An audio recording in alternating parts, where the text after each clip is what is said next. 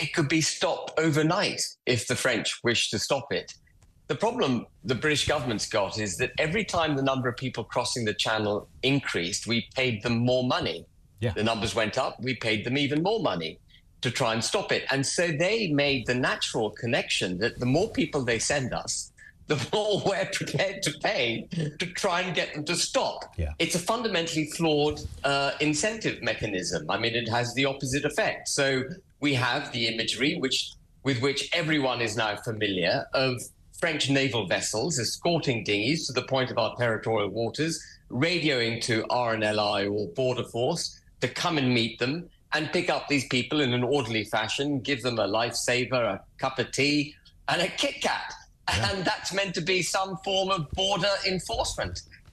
It took thousands of years for the United Kingdom to establish its current borders. They've been in place for a couple of hundred years. And in the last 25 years, they've just been set aside. Not just set aside in the UK, by the way, but set aside across Europe. The Schengen zone is not a convenient mechanism by which you can have a latte in Rome, followed by lunch in Paris and dinner in Munich, if that's where you're minded. The Schengen zone is the undermining of national states, and it is the undermining of national security.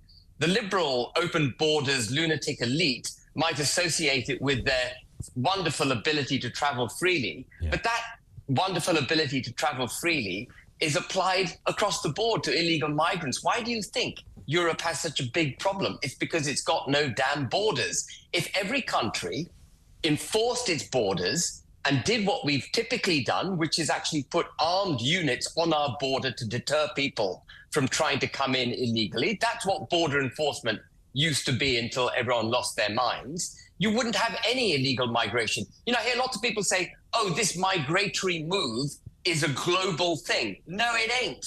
You don't see people in large numbers emigrating to China or Russia or going to other parts of the globe. It is a particularly European, British and American thing where we have lost the will to enforce borders, where nation states no longer exist. And you talked about Blenheim Palace, the European summit that's taking place there.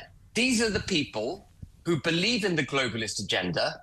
They stand in opposition to nation states. And because they stand in opposition to nation states, they think global betterment will result in betterment for the British people. They've given up on borders. They actually don't see borders as a necessary thing.